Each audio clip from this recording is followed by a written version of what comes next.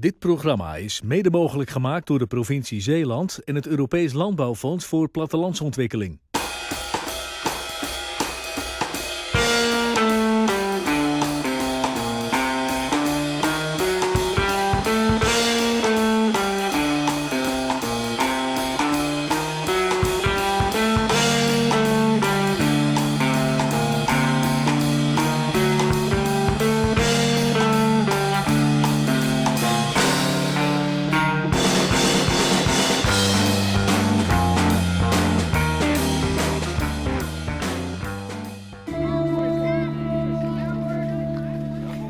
Wielervereniging Theo Middelkamp.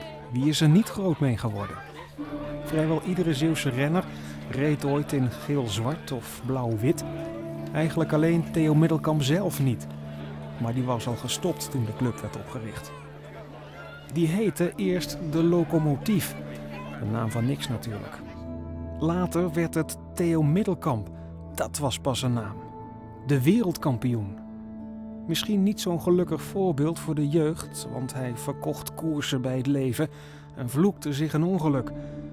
Maar als hij tempo reed, hield geen locomotief hem bij.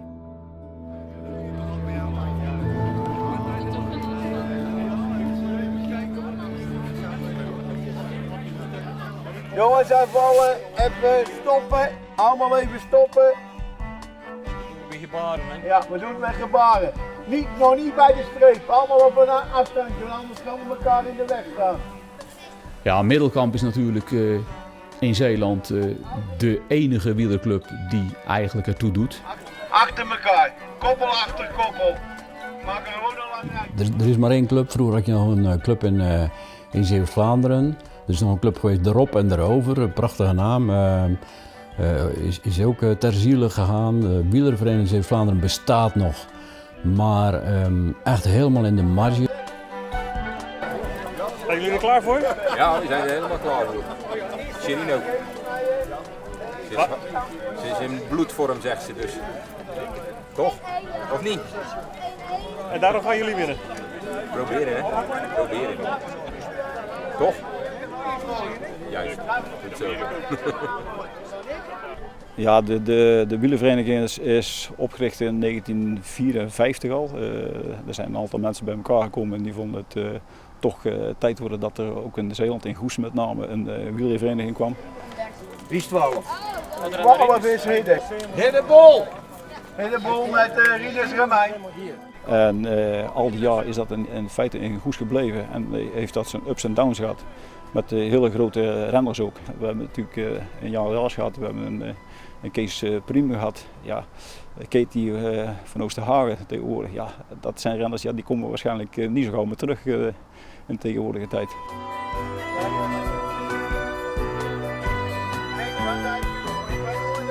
Het nadeel van Middelkamp is wel dat het volgens mij in mijn beleving zo ongeveer de enige wielerclub in Zeeland is. En keuze uit één vind ik eigenlijk altijd te weinig. Ik heb niks met wielerclubs. Maar er zitten wel hele mooie verhalen erin. Het is de bedoeling dat we 3 ronden gaan vertrekken straks. Enkel de jeugdrenners. Daarna gaan de ouders 3 rondjes rijden. Zodra de jeugd 3 rondjes gereden heeft. Dus die tikken de ouder aan en dan gaat de ouder vertrekken. Daarna tikt die ouder de jeugdrenner aan en dan gaan ze samen 3 rondjes. Zo krijgen we dus een uitslag. Een talentvolle wielrenner, dat zie je toch al vrij snel, hoe die op de fiets zit. Hoe die dus al in de beginjaren toch heel redelijk goed meefietst met de eerste renners ook al. Ik heb renners gehad die gelijk in de wedstrijden ook van voren meereden en nooit meer uit de voorste linies weg te slaan waren.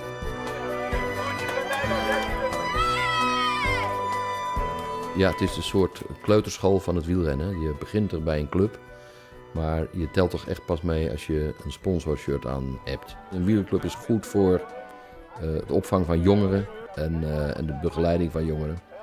Ja, en daarna moet het koordje open en horen ze uit te vliegen.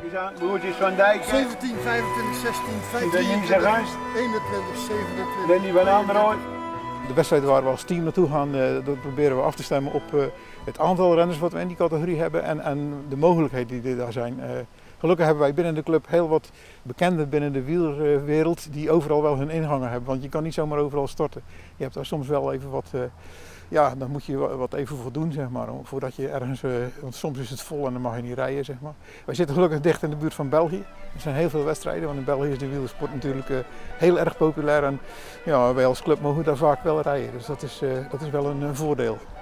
De ploegleiders bij ons zijn bijna allemaal oud-profs en dan heb je zoveel ervaring in huis dat het, dat je natuurlijk daar wel op kan bouwen.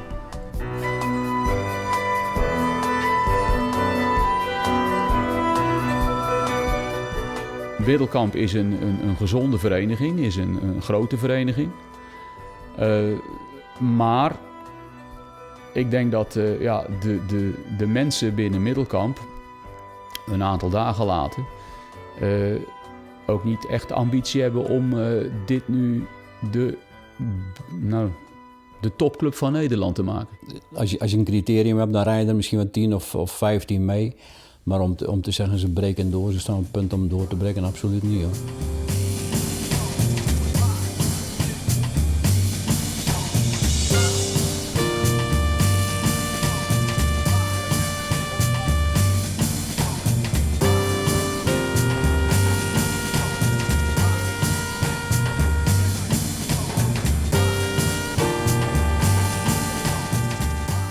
Er is altijd wel een zekere mate van aanwas ook, interesse van jeugd. De wielersport leeft weer op. De laatste aansprekende naam is Johnny Hogeland. Wanneer hij een goede Tour de France rijdt, dan zie je dat kinderen wat vaker komen kijken bij de inlooptrainingen, de avondtrainingen. En afgelopen zomer ook weer. Er zijn er zo'n stuk of 6, 7, noem maar even, nog niet leden bij de trainingen komen aansluiten en hebben zich opgegeven als jeugdlid.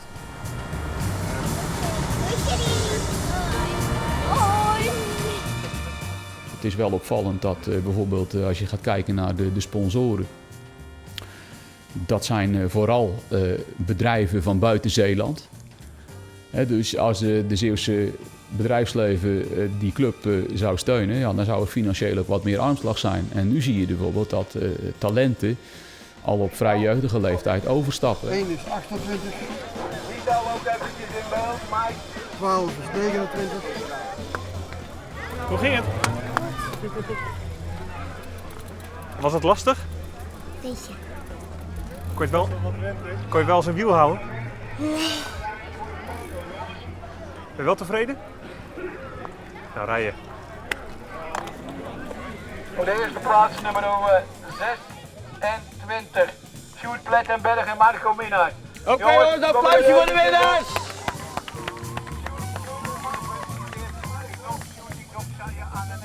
Ik ben trots op de vereniging. Ja, ik ben dus nu al een goede 30 jaar begeleider van de vereniging. Dus ja, dan mag je trots wezen dat je toch altijd bij de vereniging hebt gewerkt en altijd voor de vereniging hebt gestaan.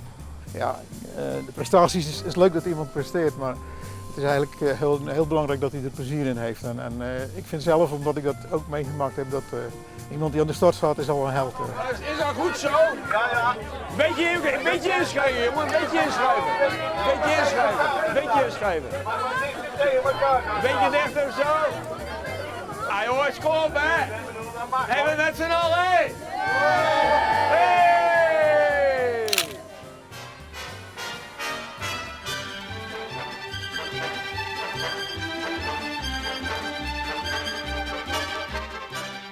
Dat was een ongekend fenomeen. Als je dan over de doorzettingsvermogen beschikte en de kwaliteiten van bijvoorbeeld Katie, die echt met kop en schouders boven iedereen uitstak in die tijd in Nederland, dan was je ook iemand, dan werd je ook iemand. Wil je het unieke met je kop in de wind wielershirt winnen? Ga dan snel naar www.omroepzeeland.nl en doe mee.